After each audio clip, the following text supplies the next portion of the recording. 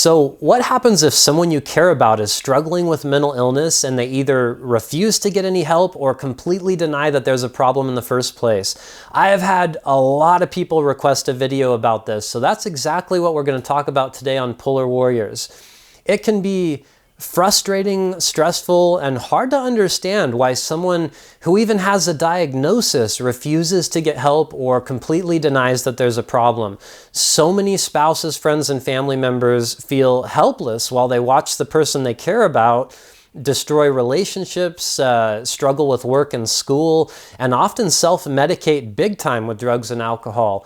I'm no stranger to this stuff I talk about on my channel. I was diagnosed with bipolar type 1 ultra rapid cycling, and it took me years to take it seriously. During those years, I stopped talking to a lot of people I really loved. I put my wife at the time through absolute hell, to say the least, and I almost wrecked my health from how much I was abusing substances. When I was in denial, I'd often accuse the people that I loved of just interfering in my personal life if they even brought up the subject of bipolar disorder. I'd respond with hostility because I was trying to protect my belief that there was nothing wrong with me. It was hard for me to try and accept something so stigmatized in our society like the word mental illness is. I also had a lack of trust in the medical system, and I was afraid of possible side effects. I started spending more time with friends who self-medicated and who didn't talk about their problems or my problems. My spouse and my family started to become the bad guys because they reminded me of my worst fear, which was the truth. It was so easy for them to see that there was obviously a problem with my behavior at the time, but I couldn't see it, which is unfortunately part of the illness. When I was manic, I was just fine. I was on top of the world and didn't need help from anyone. The only times that I thought to myself that something was wrong with my life was when I was just starting to get depressed. But once the depression passed a certain threshold, I would just go isolate myself and get wasted. There was such a small window of time where I was more or less stable or just starting to feel a little bit down and would actually talk to someone about it.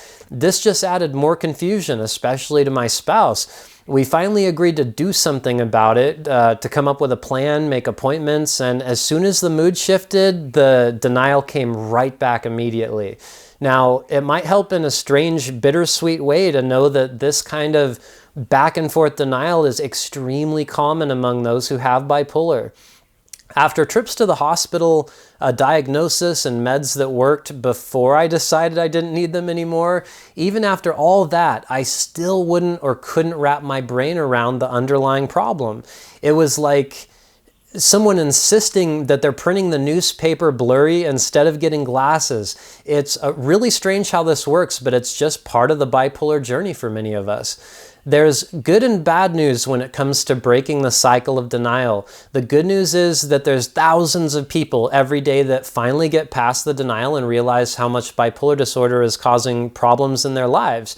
The bad news is that sometimes it takes tremendous loss, like losing the love of their life, their kids, their job, or waking up from a suicide attempt to finally break the cycle.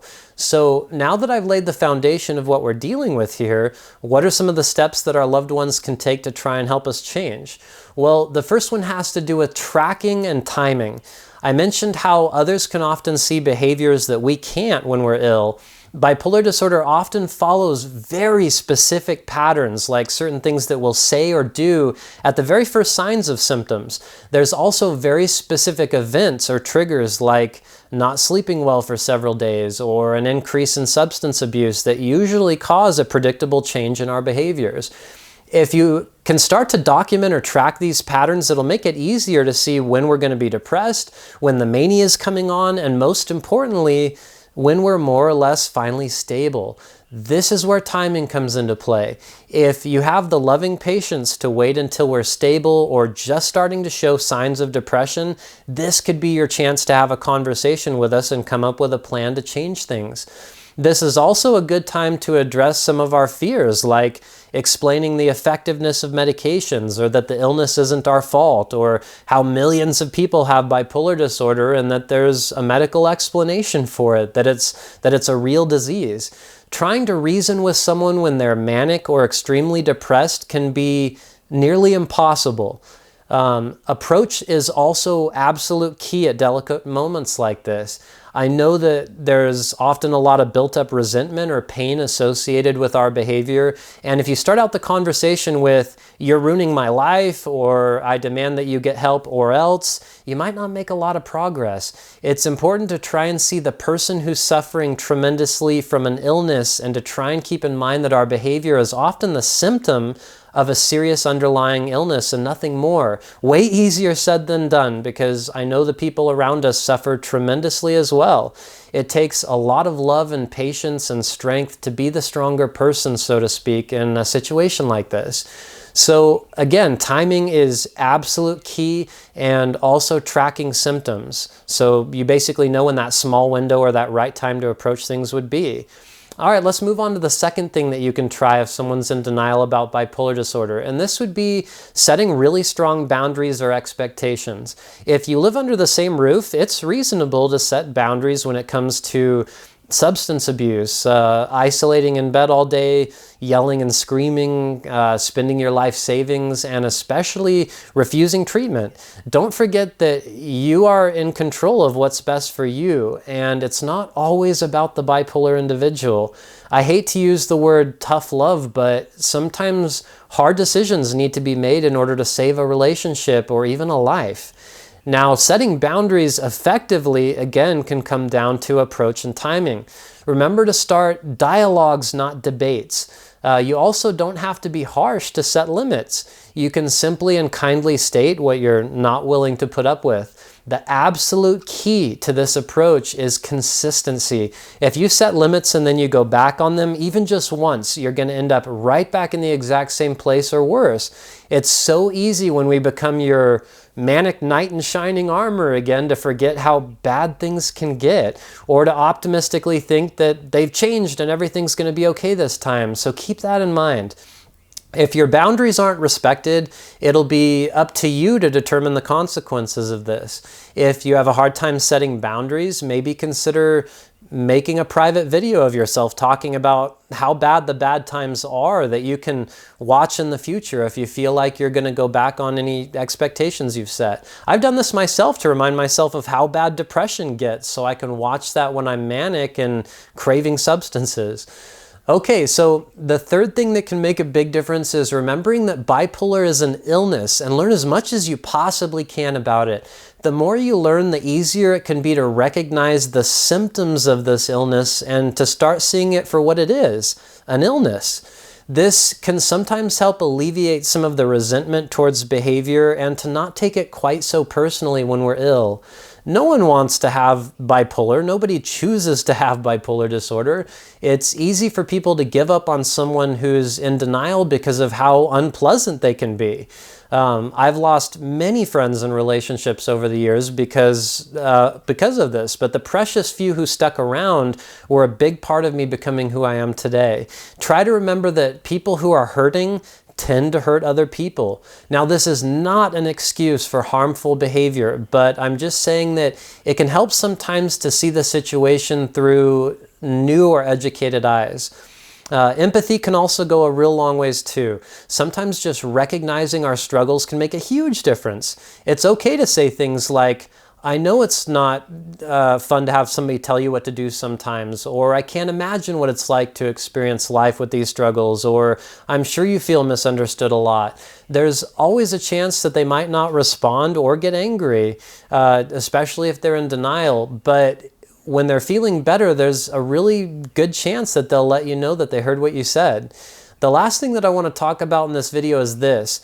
I'm sure there's many of you watching this and thinking, "There's no way this will work with my spouse," or "I've tried all of this with my son or daughter and it hasn't worked," or "My friend gets too angry when I try this."